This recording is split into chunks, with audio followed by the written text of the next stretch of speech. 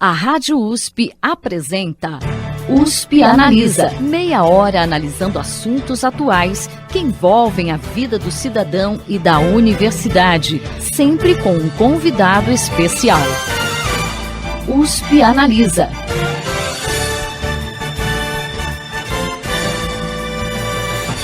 O USP Analisa apresenta hoje a segunda parte de uma entrevista sobre um projeto de divulgação científica da Faculdade de Ciências Farmacêuticas de Ribeirão Preto, da USP, que está levando informações sobre diversos aspectos da pandemia de Covid-19 às redes sociais, uma iniciativa tão importante considerando a avalanche de fake news a que estamos expostos diariamente nesse tipo de mídia. Segue conversando conosco a professora da Faculdade de Ciências Farmacêuticas de Ribeirão Preto, da USP, Carolina Aires. Professora, seja muito bem-vinda ao nosso programa.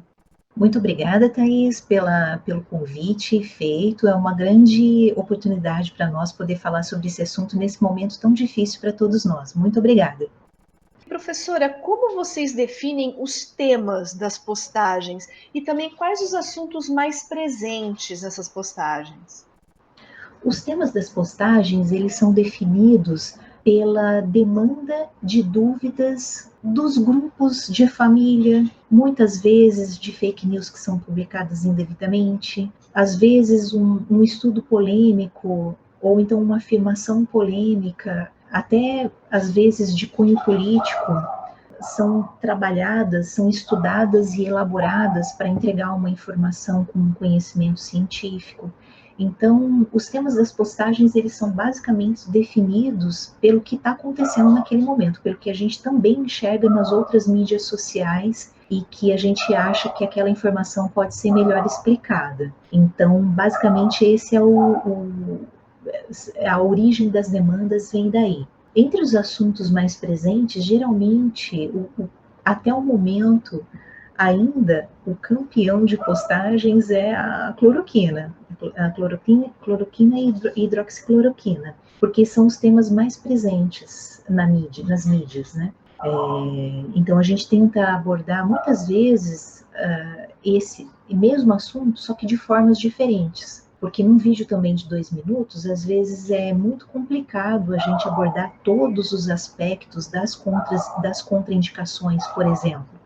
Então, às vezes a gente aborda o mesmo tema com um enfoque, numa outra postagem é o mesmo tema, mas com outro enfoque. Então, de forma a tornar aquela informação presente mesmo, para tentar elucidar o caráter errôneo do que é veiculado em algumas mídias, né? Falando, professora, na hidroxicloroquina, né, a gente sabe que esses medicamentos, né, que estão sendo aí usados, né, no tratamento da Covid-19, estão sendo testados, né, no tratamento da Covid-19, eles precisam ter prescrição médica e essa eficácia ainda está em estudo. Mas a gente sabe que mesmo assim as pessoas acabam utilizando algumas dessas substâncias indiscriminadamente. Quais são os riscos da automedicação, principalmente nesse momento de pandemia da Covid-19? Esse é um assunto bem importante. A automedicação, ela é desaconselhada dentro e fora da pandemia. Dentro da pandemia, pior ainda, porque a automedicação ela pode causar efeitos colaterais graves e pode tornar alguns grupos que já são suscetíveis, pode tornar esses grupos mais suscetíveis ainda, mais vulneráveis ainda à infecção viral. Então, é importante lembrar que nenhum medicamento deve ser consumido sem a prescrição médica ou sem a orientação do farmacêutico habilitado. E a gente, nesse sentido, fala bastante também do farmacêutico, porque o farmacêutico é o profissional que tem a possibilidade de prever e de saber todas as interações possíveis de um medicamento de um medicamento com outro, ou então de um estado de doença para outro, né? Porque ele estuda isso no curso de graduação dele, né? O farmacêutico ele estuda o mecanismo de ação dos fármacos, ele estuda o mecanismo de ação das doenças lá dentro da célula, né? Então o farmacêutico tem um campo de visão extenso. em relação às interações medicamentosas que podem acontecer, por exemplo. E nesse sentido é que a gente fala, né? Então, tem que ter a prescrição médica, a orientação médica, né? E também pode contar com a orientação de um farmacêutico habilitado. Reforçando de novo, a automedicação, ela pode trazer consequências seríssimas para o organismo da pessoa. E no caso que a gente está falando da hidroxicloroquina, da cloroquina, esses efeitos colaterais, eles podem causar, por exemplo, cegueira, problemas cardíacos graves, né? Então, são situações que realmente devem ser evitadas. Então, uma questão é a gente discutir sobre possíveis tratamentos, né? E como você bem falou, não existe ainda uma medicação assertiva, uma medicação certa para a cura da Covid-19. Né? Os estudos estão em andamento, alguns medicamentos estão sendo testados, mas não existe mesmo nenhum protocolo definido para a cura da doença. Por isso mesmo é que essa questão da medicação baseada nos conselhos familiares, ou então baseadas em experiências pessoais não comprovadas, é muito complexo e deve mesmo ser evitado. E, professora, uma coisa muito importante para a gente explicar para os nossos ouvintes, né? A senhora citou que a gente ainda não tem, né? Nós estamos gravando esse programa em junho, então a gente ainda não tem um tratamento eficaz contra a Covid comprovado pela ciência. Por que esse processo para obter um medicamento é demorado e que passos estão envolvidos nesse processo de pesquisa? Isso é muito importante para a população entender, né? Eu queria que a senhora explicasse para a gente. O processo de desenvolvimento de um medicamento, ele é muito longo e leva aproximadamente uns 10, 15 anos. Por quê? Porque tudo começa com um tubo de ensaio e nesse tubo de ensaio a gente vai verificar se aquilo que a gente está testando é eficiente contra o nosso alvo. O nosso alvo agora é o vírus, o coronavírus. Então, começa no tubo de ensaio de forma que a gente consiga estudar se aquela molécula que a gente está estudando é capaz de ter algum efeito contra o vírus. Se tiver, a gente parte para uma outra etapa, que seria estudar se essa molécula que a gente tem como princípio ativo, se essa molécula tem efeito negativo nas células humanas. Isso tudo nos tubos de ensaio. Se essa parte der certo, aí a gente começa a partir para experimentos mais complexos, nos quais a gente envolve um conjunto de células, depois os estudos em animais, ou então em modelos alternativos a animais, depois para estudo com humanos saudáveis, depois para estudos com humanos saudáveis e humanos que têm a doença. E aí depois disso ainda tem a parte em que é estudado esse princípio ativo, né, esse fármaco, frente a uma população maior de pessoas doentes e pessoas saudáveis. Então, assim, é uma sequência complexa que esse princípio ativo tem que passar justamente para poder dar a segurança do uso desse medicamento, para prever os efeitos colaterais desse medicamento. Então, essa sequência, ela é necessária e ela começa do tubo de ensaio e até chegar na prateleira. Do tubo de ensaio até a prateleira da farmácia, demora mais ou menos uns 10 anos. E muitas vezes, o grupo que começou a estudar isso no tubo de ensaio não é o mesmo grupo que vai estudar isso até o final do procedimento. Por quê? Porque cada pesquisador tem um perfil de pesquisa que é destinado a cada etapa do desenvolvimento do medicamento. Então, geralmente, os cientistas, os pesquisadores trabalham em grupo para poder chegar finalmente ao desenvolvimento do fármaco. Então, por isso é que demora tanto. Essa demora é justamente para poder prever o funcionamento, em qual parte da célula esse medicamento vai funcionar, se esse medicamento vai ser indicado para pessoas que têm hipertensão ou se ele vai ser vedado a gestantes. Então, todo esse protocolo do desenvolvimento de um medicamento, ele demora por esse motivo, porque tem que passar por várias etapas. E é importante lembrar, né, professora, que mesmo depois que ele vai para o balcão, né, para a prateleira, ainda continua em análise, né, porque a gente tem efeitos que podem ser, enfim, né, as pessoas podem ter efeitos colaterais, isso pode ser reportado, e a gente tem agências, né, de regulação que ficam em cima disso, né? Exatamente. Então, acaba sendo um trabalho constante dos pesquisadores que estudaram esses fármacos junto com as agências regulatórias. E por isso que, nesse contexto, a gente volta até um pouquinho para a questão anterior, dessa questão da automedicação. Você estudar, você utilizar um medicamento por conta própria, se torna muito perigoso nesse contexto, porque até quem estuda os medicamentos tem que continuar estudando seus efeitos colaterais, muitas vezes, como você falou, depois que eles já são colocados no mercado.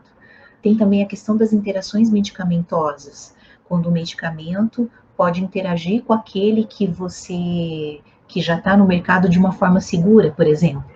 Então, tem todo o contexto a ser analisado e isso precisa ser estudado continuamente.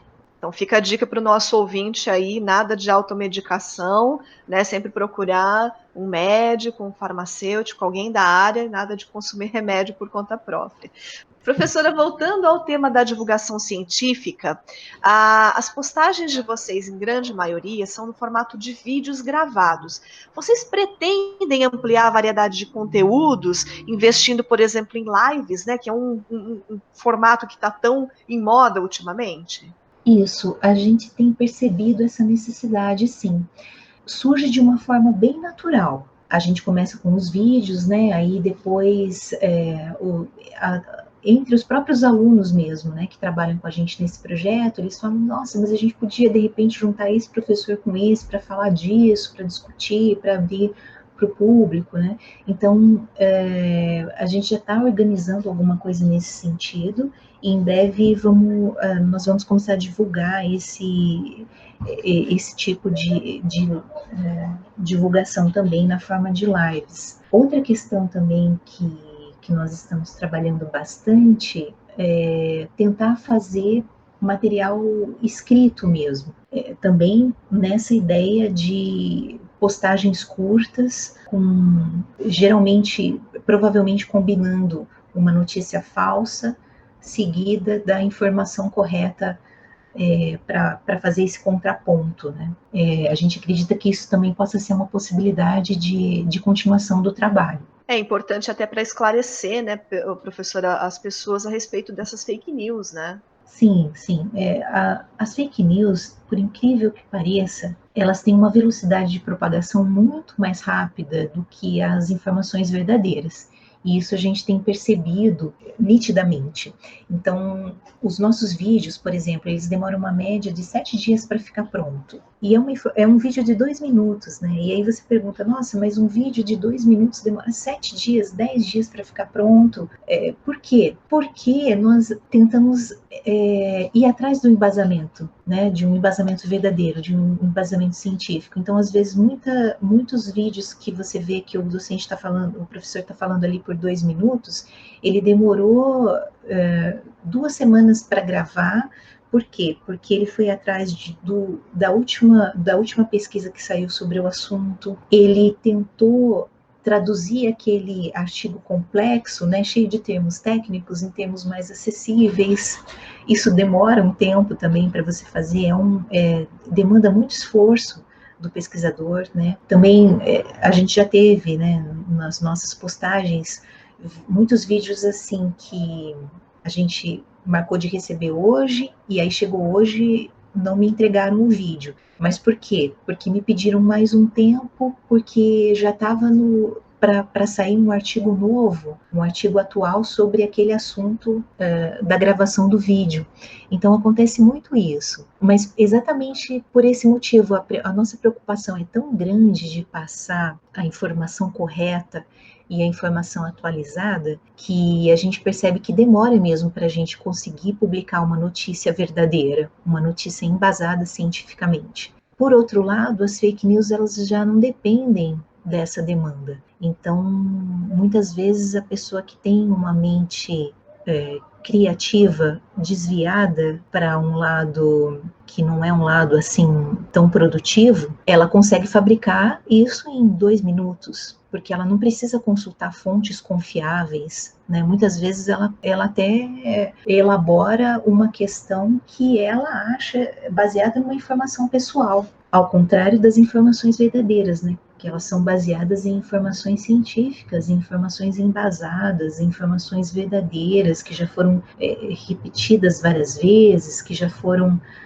abordadas de diferentes formas, né? Então, essa a gente percebe que é uma dificuldade grande, assim, que a gente tem, a velocidade, né? Então, a velocidade das fake muitas vezes é superior à velocidade das notícias verdadeiras, mas a gente continua nessa luta, acreditando que é uma responsabilidade da universidade, uma responsabilidade dos pesquisadores entregar as notícias verdadeiras, e acaba sendo realmente uma luta pública contra a desinformação. É nisso que a gente acredita. Professora, vamos falar um pouquinho sobre o retorno, né, que vocês estão tendo do público. A gente, acessando o perfil de vocês no Instagram, a gente percebe que as postagens, elas têm, principalmente com o tema, né, da Covid-19, tem aí entre 500 e 1.500 curtidas, o que é um número bastante expressivo. Queria que a senhora analisasse, né, essa repercussão, a que a senhora atribui esses números, né, tão altos, né, e como tem sido o retorno do público, por exemplo, em relação às sugestões de tema para as postagens. Eu acho que é interessante, a gente fica bastante satisfeito de ter essa repercussão e mais satisfeito ainda de entender que as pessoas estão fazendo um esforço para buscar fontes confiáveis. Então, a gente até, inclusive com o apoio do Vidia, que também trabalha bastante nessa questão das fake news, né? Recentemente eles publicaram um artigo bem interessante sobre a anatomia das fake news. Então, como se parecem qual que é o aspecto das informações das fake news, né? Das informações que não são verdadeiras. E eu acho que isso está contribuindo para treinar o olhar das pessoas em relação às fake news. E por esse motivo, as pessoas também estão buscando informações de fontes mais confiáveis. Nós ficamos extremamente felizes de saber que as pessoas estão considerando o nosso trabalho como uma fonte de consulta. E a gente pretende que esse trabalho continue, né, mesmo depois da pandemia, que a gente possa contribuir com esse trabalho também disseminando notícias verdadeiras sobre outros assuntos, inclusive aqueles relacionados mesmo com a ciência. Era exatamente isso que eu queria perguntar, professora, em relação às perspectivas, né, desse projeto no cenário pós-pandemia. Que outros temas vocês pretendem abordar e se vocês também pretendem expandir esse projeto para outras redes sociais? Quais os planos de vocês?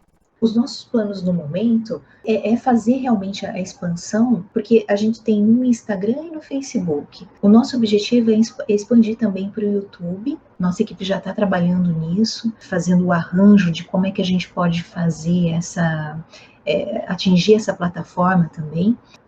A gente também tem planos que já estão sendo trabalhados desde já para o cenário pós-pandemia. Continuar falando de doenças, né? Como é que as doenças funcionam, como é que os medicamentos funcionam atuando nas doenças. Eu acredito que esse trabalho, inclusive, ele vai até colaborar para esse entendimento do perigo da automedicação. Então, a ideia seria elaborar, também trazer de forma simples como é que as doenças, qual que é o princípio das doenças, como é que elas funcionam, cada uma, né? Geralmente, assim, por exemplo, diabetes, como é que a gente pode falar de diabetes de uma forma simples, como é que a gente pode falar de hipertensão de uma forma simples, como é que a gente pode falar de câncer de uma forma simples, e como é que os medicamentos atuam nesse cenário.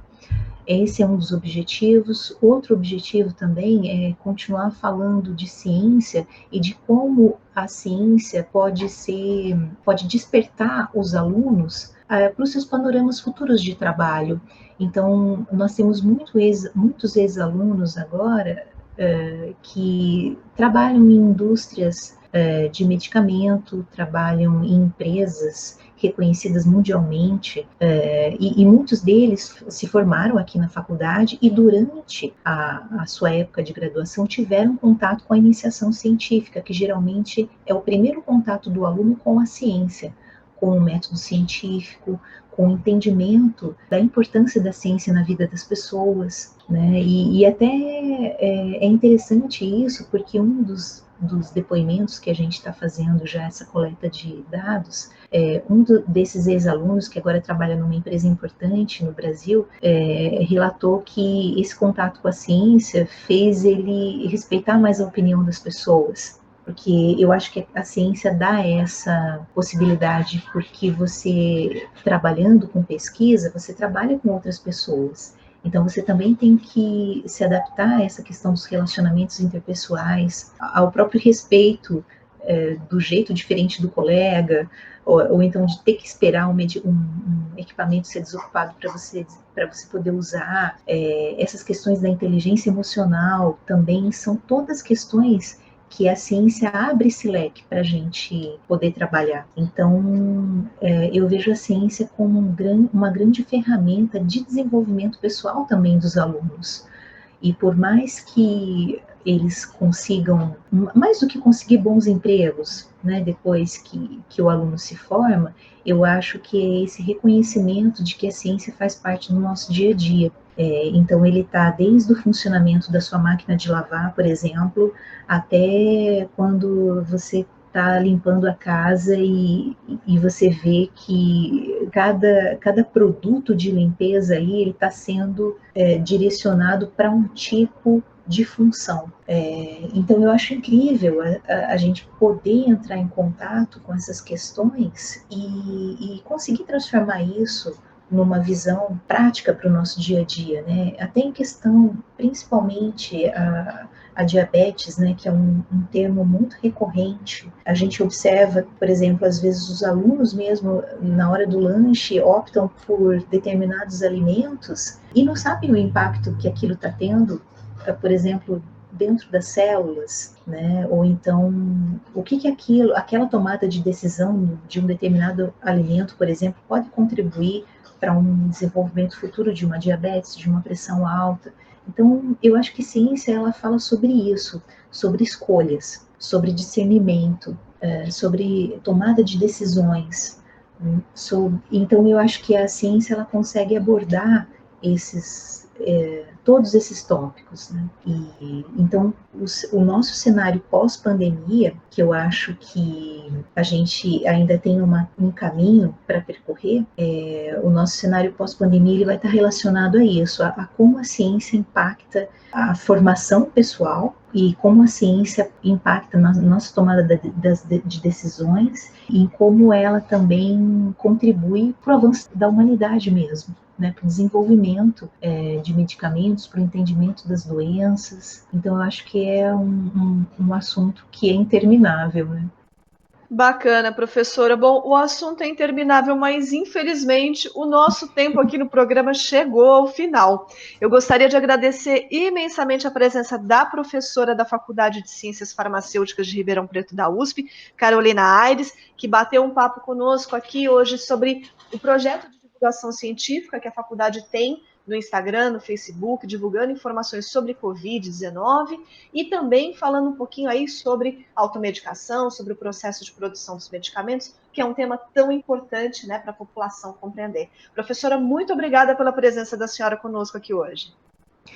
Muito obrigada, Thaís. Obrigada, ouvintes. E se você gostou dessas informações, acompanhe a USP nas redes sociais, porque eu acho que tem muito material interessante e as pessoas estão trabalhando bastante para poder entregar material de qualidade para todos os ouvintes. Muito obrigada.